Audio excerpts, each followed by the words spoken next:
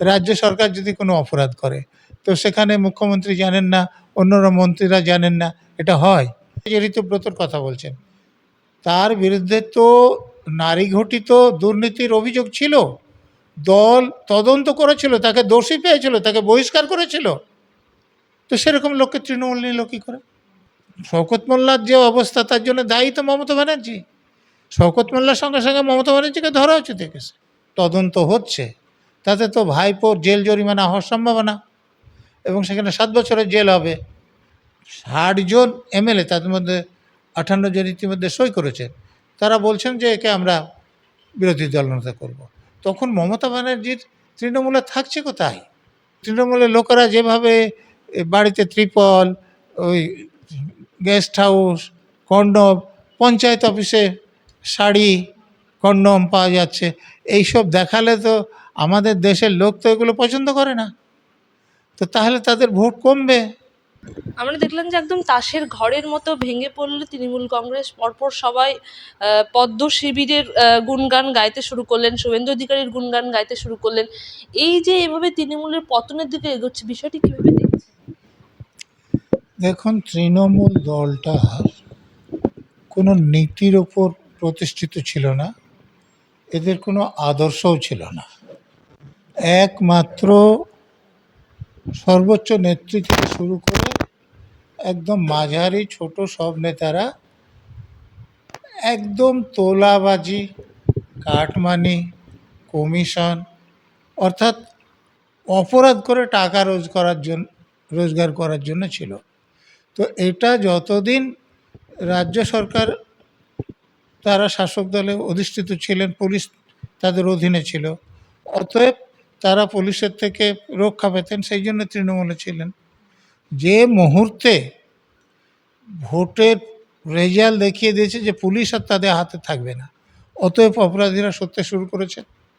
এবং তার জন্যেই আপনি যেটাকে তাসের ঘরের মতো ভেঙে পড়া বলছেন, তো উন্নত আর কোনো সিমেন্টিং ফ্যাক্টর নেই, শুধুমাত্র অপরাধ করে অর্থ রোজগার করাটা সিমেন্টিং ফ্যাক্টর ছিল। তো সেটা চলে গিয়েছে, ঘর পড়ে গিয়েছে। আমরা দেখলাম যে একদম সই জালিয়াতি কাণ্ডে ফিরহাদ হাকিমের বাড়িতে সিআইডি উপস্থিত হলো, প্রায় 1 ঘন্টা টানা তাকে জিজ্ঞাসাবাদ করা হলো। কি মনে হয়, আজকে তিনি ইস্তফাও দিয়েছেন, তিনি কি মনে হয় যে সেই জালিয়াতি থেকে আজকে ইস্তফা বেছে নিলেন? দুটো দিক আছে আপনার প্রশ্নের। প্রথম, তার ইস্তফা। তিনি যদি অপরাধের সঙ্গে যুক্ত না থাকতেন, অপরাধ না করতেন, তাহলে আজকে তাকে ইস্তফা দিতে হতো না। যেমন ধরুন, এই যে অভিষেক ব্যানার্জি বা অন্যান্য জাভেদ খানদের যারা অবৈধ নির্মাণ করেছেন, তিনি মেয়র ছিলেন, তিনি কিছু জানেন না এটা হয়? ধরুন, কেন্দ্রীয় সরকারে যদি কোনো সরকার অপরাধ করে, তো প্রধানমন্ত্রী জানেন না, মন্ত্রীরা জানেন না, হয়? রাজ্য সরকার যদি কোনো অপরাধ করে, তো সেখানে মুখ্যমন্ত্রী জানেন না, অন্যরা মন্ত্রীরা জানেন না, এটা হয়? তেমনি কলকাতা কর্পোরেশনের বিল্ডিং বিভাগ, এটা তো মেয়রের অধীনে। তো সেই বিল্ডিং বিভাগ বেআইনি নির্মাণ হচ্ছে, সেটা ঠেকাচ্ছেন না, সেগুলো দেখে যাচ্ছেন, তো এটা মেয়র জানেন না, এ যদি বলেন তাহলে তো ঘোড়াই হাসবো। তো তিনি তাই বলেছেন। এটা আমি মানছি যে যখন এখন রাজ্য সরকারের শাসক দলের পরিবর্তন হয়েছে এবং আইনে রাজ্য সরকারকে মেয়রকে বাইপাস করার, এমনকি মেয়রকে সুপারসিড করার ক্ষমতা দেওয়া আছে। তো এখন যে নোটিশগুলো গিয়েছে, এটা হতে পারে যে সেটা ফিরহাদ হাকিমের কাছে অনুমতির জন্য ওঠেনি, কারণ এটা রাজ্য সরকার, যিনি ওখানে কমিশনার আছেন, তাকে এ আদেশ দিতে পারেন। কিন্তু যখন বিল্ডিং ডিপার্টমেন্ট তাদের বেআইনি নির্মাণের জন্য কোনো ব্যবস্থা নেয়নি, তখন তিনি জানতেন না এটা হয় কি করে। আপনারা দেখেছেন যে একটা চ্যানেলে বড়োর চেয়ারপারসন গিয়ে বলছিলেন যে আমরা জানতাম না কী করে এগুলো হয়েছে। কিন্তু আমাদের বিল্ডিং ডিপার্টমেন্টের যে এক্সিকিউটিভ ইঞ্জিনিয়ার, তিনি কিন্তু বড়োতে বসেন, এবং বড়োতে ডেমোলিশন স্কোয়াড থাকে, বিল্ডিং ডিপার্টমেন্টের স্কোয়াড থাকে। তো তাহলে তারা কি কাজ করছেন সেটা বড়ো চেয়ারপারসন দেখেন না? তো এটা লোকে বিশ্বাস করবে যে তিনি কিছু জানতেন না? আমি তো বিশ্বাস করি না। এবং আমি তখনই সে চ্যানেলেই বলেছিলাম যে যারা এখন এটা বলছে কিছু জানি না, তাদেরকে আগে ধরে ভেতরে ঢোকানো দরকার। এবং তার মধ্যে এই যে মেয়র যেটা বলছিলেন, আমি মনে করি অসম্ভব এই অপরাধের সঙ্গে যুক্ত ছিলেন। সেই জন্যে এখন ধরুন যে ফাইলে তিনি অনুমোদন করেছেন, অথবা যে ফাইল তার কাছে পুট আপ করার পরও তিনি বেআইনি বাড়ির জন্য তিনি ব্যবস্থা নেননি, এখন তিনি কি করে সেখানে নোটিশ পাঠানোর জন্য সই করবেন? অতএব এই জন্য তাকে সরে যেতে হচ্ছে। এই যে দল ভাগ হয়ে গেল, আমরা দেখলাম যে একদম বিরোধী দলনেতা হলো ঋতব্রত বন্দ্যোপাধ্যায়। কোনোভাবে কি এটা মনে করা যেতে পারে যে বিজেপি ঠিক করলো ঋতব্রত বন্দ্যোপাধ্যায়? কারণ বঙ্গভবনে তিনি দেখা করেছিলেন মুখ্যমন্ত্রী তার শুভেন্দু অধিকারীর সাথে।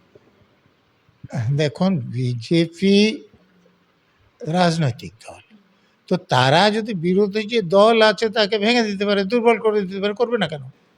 আমাদের দেশে যারা রাজনীতি করে এত তো সাত্ত্বিক নন যে ওদের দলের ব্যাপারে ওরা যা করবে করুক, আমরা কিছু করব না, এরকম। দেখুন, সিন্ধে মডেল বলুন, কিন্তু সেই মডেলের সঙ্গে এখানে ফারাক আছে কিছু। আর ধরুন মহারাষ্ট্রে কি হয়েছিল, এরকম হয়েছিল যে মমতা ব্যানার্জি এখানে ক্ষমতায় আসলে, তারপরে যে ঋতব্রতর কথা বলছেন, তার বিরুদ্ধে তো নারী ঘটিত দুর্নীতির অভিযোগ ছিল, দল তদন্ত করেছিল, তাকে দোষী পেয়েছিল, তাকে বহিষ্কার করেছিল। তো সেরকম লোককে তৃণমূল নিল কী করে? তখন কোনো নীতি ছিল? ধরুন একজন লোক কংগ্রেসে বা অন্য পার্টি থেকে নির্বাচিত হয়েছেন, তাকে দলে নিয়ে নিচ্ছেন যে আমি মুর্শিদাবাদ জেলায় আমার বাড়ি, মুর্শিদাবাদ যে জেলা পরিষদ ছিল তো কংগ্রেসের ছিল, তো রাতারাতি ওটা তৃণমূলের হলো কী করে? তো কংগ্রেসের লোকগুলো তো তৃণমূল নিয়ে নিল। তো আপনি আজ যাকে নিচ্ছেন অন্য দল ছেড়ে আসছে, আপনার যেদিন সুদিন থাকবে না তা আপনাকে ছেড়ে যাবে না, এটা আপনাকে কে গ্যারান্টি দিয়েছিল? যে ছেড়ে যে যাবেন সেটা এখন উনি বুঝছেন আড়ে আড়ে। এখন তো উনি বলছেন যে ঋতব্রতকে নেওয়া আমার ভুল সিদ্ধান্ত ছিল, বলছেন তো। তো যখন একদম একা হয়ে যাবেন তখন উনি বুঝতে পারবেন যে ভুল অপরাধ কি করেছে। এই যে রাজ্যে শিক্ষক নিয়োগ দুর্নীতিতে এত বড় অপরাধ হলো, 26,000 ছেলে মেয়ে চাকরি গেল। আচ্ছা, যদি এই যে যেমন ভোটের রেজাল্ট বেরোলো, ওই মার্কশিটগুলো পাবলিশ হয়ে গেল, আগে যদি পাবলিশ করতেন, বলে যদি দিতেন যে কারা বৈধভাবে চাকরি পেয়েছে, যারা অবৈধভাবে চাকরি পেয়েছেন, তাহলে যারা বৈধভাবে চাকরি পেয়েছিলেন তাদের চাকরি তো বাতিল হতো না। তো বাতিল হলো কেন? যে যাদের কাছে টাকা নিয়েছেন, এবং কুন্তল ঘোষ তো বলেছিলেন যে আমি 10% রেখে বাকি 90% উপরে পাঠিয়ে দিই। যদি তাদের নামগুলো বলে দিতেন যে এরা অবৈধভাবে চাকরি পেয়েছে, তাহলে গাছে বেঁধে বলতো যে আমাদের টাকা ফেরত দাও। আর টাকা ফেরত দিলে যাদের কাছে 90% গিয়েছে তাদের উপর চাপ পড়তো। সেই জন্য তালিকাটা দেননি, সেই জন্য যারা বৈধভাবে চাকরি পেয়েছিল তাদের চাকরিটাও বাতিল হলো। উনি যে ভোটে আজকে হেরেছেন, একটা কারণে তো হারেননি, উনি সব দুর্নীতির মাথায় উনি। আপনি শিক্ষক নিয়োগ দুর্নীতিতে বলুন, পৌর নিয়োগ দুর্নীতিতে বলুন, হাসপাতালের দুর্নীতি বলুন, কলেজের দুর্নীতি বলুন। আজকে দেখুন একটা কলেজে সেখানে প্রিন্সিপাল আছে, অন্য অন্য প্রফেসররা আছে, যাকে তিনি সরকার থেকে নিয়োগ করছেন, সে গিয়ে ওখানে এমন একটা অফিস তৈরি করছে যে যার মধ্যে টাকার ব্যাগ পাওয়া যাচ্ছে, আগ্নেয়াস্ত্র পাওয়া যাচ্ছে, কন্ডম পাওয়া যাচ্ছে, শাড়ি পাওয়া যাচ্ছে, এসি লাগানো শোবার ঘর পাওয়া যাচ্ছে। কলেজে কার শোয়ার জন্য আপনি ব্যবস্থা করেছিলেন? উনি জানতেন না? যে লোককে নিয়োগ করেছে উনি জানতেন না যে কসবা ল কলেজে যাকে গ্রেপ্তার করা হলো তার বিরুদ্ধে 11টা এফআইআর ছিল, তার মধ্যে 4টে ছিল বলাৎকার এবং যৌন হেনস্থার। তো এইরকম একজন লোককে আপনি নিয়োগ করলেন কি করে? আর নিয়োগ করার পর প্রিন্সিপাল মেয়েদের নোটিশ দিয়ে জানাচ্ছে যে কোনো সমস্যা হলে তার সঙ্গে আলোচনা করে সমাধান করতে। তার মানে মেয়েদের যাতে উনি ধর্ষণ করতে পারেন, যৌন হেনস্থা করতে পারেন, সেটা কলেজের কমিটি এবং প্রিন্সিপাল ব্যবস্থা করছেন। তাদের বিরুদ্ধে কী ব্যবস্থা নেওয়া হয়েছে? এমনি এমনি তো উনি ভোটে হারেননি। ধরুন আর.জি.কর মেডিকেল কলেজ, সেটা রাজধানীর বুকে সরকারি মেডিকেল কলেজ হাসপাতাল, সেখানে একজন মেয়ে এমবিবিএস পাস করার পর পোস্ট গ্র্যাজুয়েশন করার জন্য আছে, কর্তব্যরত অবস্থায় তাকে কেউ ধর্ষণ করে খুন করে দিচ্ছে। আরে আপনার বাড়িতে তো একটা মেয়ে ডাক্তারি পড়ার পর মেডিকেল কলেজে পাঠাতে আপনার ভয় করবে না যদি এরকম কেউ ধর্ষণ করে দেবে, তাকে খুন করে দেবে? আজকে আমাদের দেশে জজ সাহেব হতে গেলে তো ল পড়তে হয়, অ্যাডভোকেট হতে গেলে ল পড়তে হয়। তা আমার মেয়েকে আমি যদি জজ করতে চাই, তো তাহলে ল কলেজে পাঠাবো কী করে? যে আমার মেয়েকে ধরে কেউ ধর্ষণ করবে তার জন্য পাঠাবো আমি? তো আমি চাইবো যে যারা ক্ষমতায় ছিল তারা ক্ষমতায় থাক। এইসব কারণে তো তিনি ক্ষমতাচ্যুত হয়েছেন। সেইটা তিনি বুঝতে পারেননি আগে। তার কাছে লোকেরা তাকে বলেছেন যে এবারও আপনি জিতছেন। সেই জন্যে হারার পরেই মাথা খারাপ হয়ে গেছে। এই যে একদিকে ঋতব্রত বন্দ্যোপাধ্যায়, একদিকে মমতা বন্দ্যোপাধ্যায়, আমরা তৃণমূল মানে কোনটা আসল তৃণমূল, যেদিকে মমতা বন্দ্যোপাধ্যায় না ঋতব্রত বন্দ্যোপাধ্যায়, কি কি বলবেন এই বিষয়ে? মমতা ব্যানার্জি মিটিং ডাকলে ৮০ জন এমএলএর ৬০ জন আসছেন না। মমতা ব্যানার্জিরা বুঝতে পেরেছিলেন যে অধিকাংশ এমএলএ এখন তার পছন্দমতো প্রার্থীকে বিরোধী দলনেতা করবেন না। সেই জন্য ভাইপো দিয়ে সই জাল করে পাঠিয়েছিলেন। এখন তাতে যে তদন্ত হচ্ছে, তাতে তো ভাইপোর জেল জরিমানা হওয়ার সম্ভাবনা, এবং সেখানে ৭ বছরের জেল হবে।